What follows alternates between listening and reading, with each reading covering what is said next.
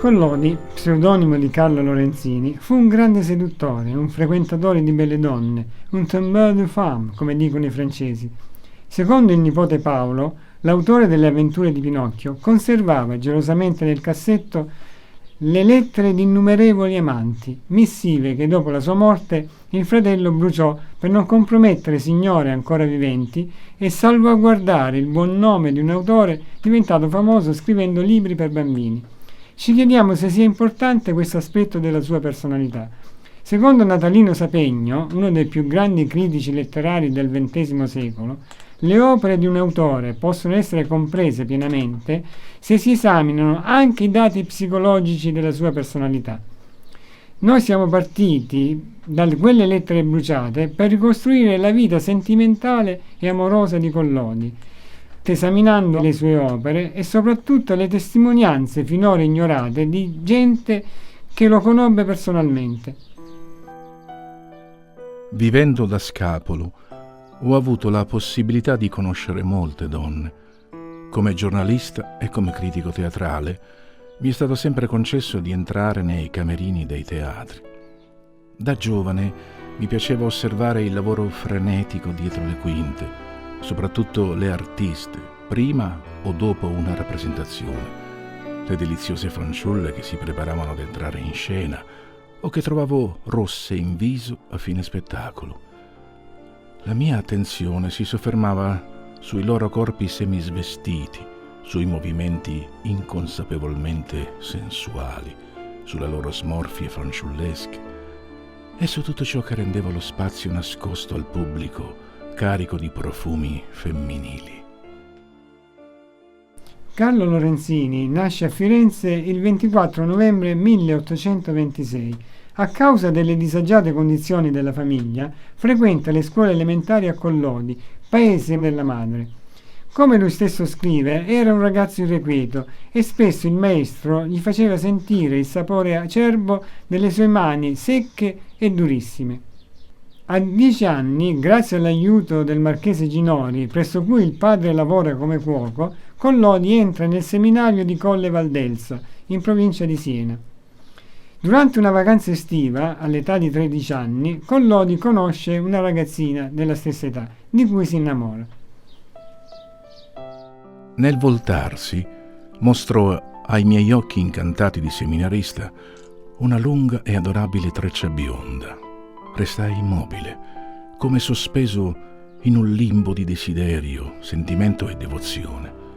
Non so perché pensai nel contempo alla bellezza del creato e al discorso di fine anno del rettore, durante il quale aveva messo in guardia i seminaristi su come il maligno preferisca spesso servirsi di giovinette graziose e avvenenti per raggiungere il suo scopo.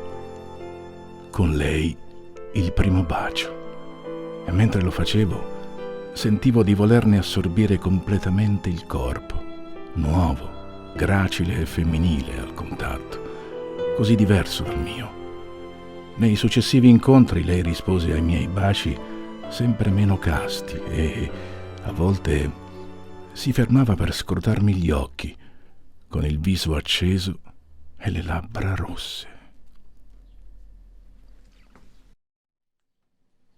È una storia che dura il tempo di un'estate. Successivamente Collodi abbandona il seminario.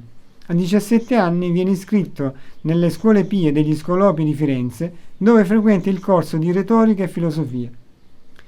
Terminato il corso, trova impiego nella libreria Piatti, una delle più importanti di Firenze, frequentata da letterati e patrioti liberali. È in questo periodo che Collodi inizia le sue prime prove di giornalista. Nei primi anni di attività giornalistica, andando nei teatri, conobbi ragazze avvenenti appartenenti a compagnie minori. La maggior parte di loro erano attrici che frequentavo per pochi giorni, se non per una notte. Non erano benestanti, ma lavoravano nel teatro per necessità. Alcune erano brave nella recitazione, altre meno, ma avevano una cosa in comune. La loro esperienza teatrale procedeva di pari passo con quella sessuale.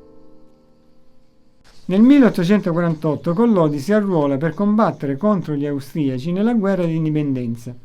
Tornato a Firenze, scrive per 2 giornali, per il Lampione e per lo Scaramuccia. Manifesta idee mazziniane e repubblicane, ma anche antifemministe e anticomuniste. Ha 30 anni quando assume l'incarico di segretario in una compagnia drammatica, facendo la spola per alcuni mesi tra Ancona, Bologna e Firenze. È in questo periodo che lui intreccia una relazione con una donna sposata con 2 figli, il famoso mezzosoprano Giulia De Filippi. Giulia aveva 37 anni, io 30.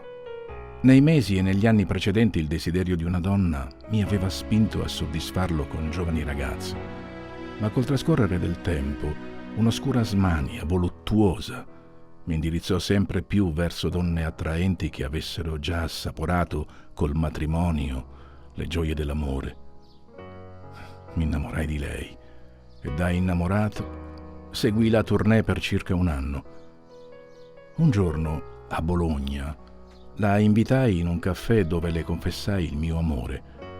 Lei mi rispose di non avere nessuna intenzione di intraprendere una nuova relazione, ma quando la invitai a venire nel mio appartamento, dove vivevo da solo, per parlare dei nostri impegni teatrali, cogliendomi di sorpresa, iniziò a denudarsi. «Davvero? Mi desiderate tanto?» disse quando fu completamente nuda. «Più di quanto possiate immaginare», risposi. «Venite qui», disse, restando seduta sul letto. Mi slacciò la cintura. L'aiutai a svestirmi completamente. «Gli uomini hanno uno scettro, ma non sanno governare», disse afferrando il mio e tenendolo quasi sul suo volto. «Il loro amore è tutto qui», aggiunse, liberandolo dalla stretta e riversandosi sul letto. Ma la storia con la donna, dopo questa parentesi d'amore, non va avanti. Collodi decide di terminare la sua attività di segretario presso la compagnia drammatica e di ritornare a Firenze. Dimenticarla per lui non è facile e trascorre spesso le serate nei caffè a bere ponci o altri liquori. Ma una nuova donna è all'orizzonte, sposata ovviamente, l'unica donna che avrebbe potuto condurlo al matrimonio e da cui avrà una figlia. Lucrezia. Lucrezia non era solo una donna attraente, era anche colta e intelligente. Accettò di venire nella mia garçonniera a Firenze. «Sei un angelo», osservai fissandola in viso, mentre per una sorta di pudore nascondeva il proprio corpo sotto le lenzuola. «Dove sono le tue ali?» Lei si voltò, restando a pancia in giù sul letto. «Sono qui, le vedi?» scherzò, inarcando un braccio dietro di sé e indicandomi una scapola. «Sono quasi invisibili, ma riesco a vederle», dissi, scoprendola completamente. «Che fai?» esclamò riportando il lenzuolo su di sé. «Voglio vedere com'è fatto un angelo», replicai denudandola ancora. Questa volta non si mosse. Sfiorai con le dita il suo profilo, il collo, la schiena, le rotondità armoniose e sensuali. Lucrezia rifiuta di compiere il passo finale, anche perché rischia di essere accusata di adulterio dal marito. Collodi, dopo aver appreso che la donna aspetta un bambino da lui, parte per Milano. In seguito alla dichiarazione di guerra del Piemonte contro l'Austria, Collodi si arruola per la seconda volta. Tornato a Firenze, inizia a collaborare con La Nazione. Nel 1860 riceve la nomina di commesso aggregato della Commissione di censura teatrale. Eppure, quel lavoro altamente noioso, che non mi gratificava neanche economicamente, diventava sopportabile e persino eccitante quando nell'ufficio si presentava un capocomico accompagnato da un'attrice. In questi casi la mia scrupolosa attenzione, più che sulle parole del capocomico, si soffermava sul viso e sulle forme della fanciulla. A volte un impresario, che per urgenti motivi di denaro aveva la necessità di rappresentare una commedia in odore di censura, inviava un'attrice sorridente e solitaria, col suo copione sotto braccio. A 55 anni Collodi chiede e ottiene di essere collocato a riposo. Tuttavia continua a scrivere per diversi giornali. Egli si indirizza sempre di più alla letteratura per l'infanzia. Nel 1881 inizia a scrivere La storia di un burattino. Scrive anche nei mesi estivi, soprattutto nel mese di settembre, quando con la famiglia si trasferisce a Castello, frazione di Sesto Fiorentino, dove ogni anno il fratello Paolo prende in affitto una villa chiamata Bel Riposo. Qui viene assunta per le faccende domestiche una ragazzina di 13 anni, di nome Gianna. Avevo 54 anni quando la conobbi, lei 13. Gianna indossava un vestito umile, da contadina e zoccoli ai piedi, ma la modestia del vestiario non oscurava per niente la sua sfolgorante bellezza. Avevo sempre considerato una stranezza la smania per le fanciulle appena sbocciate da parte di uomini attempati, una sorta di perversione che non riuscivo a capire. Adesso però scoprivo di sentire con una sorta di ribrezzo morale un'attrazione che avevo precedentemente disdegnato. Continuai a pensare alla fanciulla mentre cercavo di portare avanti la storia del burattino. Avevo a tratti immagini improvvise di lei che mi inquietavano i sensi, sembrandomi di avere ancora tra le narici l'odore del suo sudore acerbo misto a quello dell'erba appena strappata. Una notte, dopo aver scritto per ore, spogliatomi degli abiti diurni, mi sdraiai sul letto. D'un tratto vidi entrare Gianna. Aveva i capelli sciolti, lunghi, e indossava una camicia da notte dalla quale spuntavano le sue gracili braccia. Con l'indice sulle labbra mi fece segno di non parlare, come in un gioco o uno scherzo da nascondere agli altri in casa.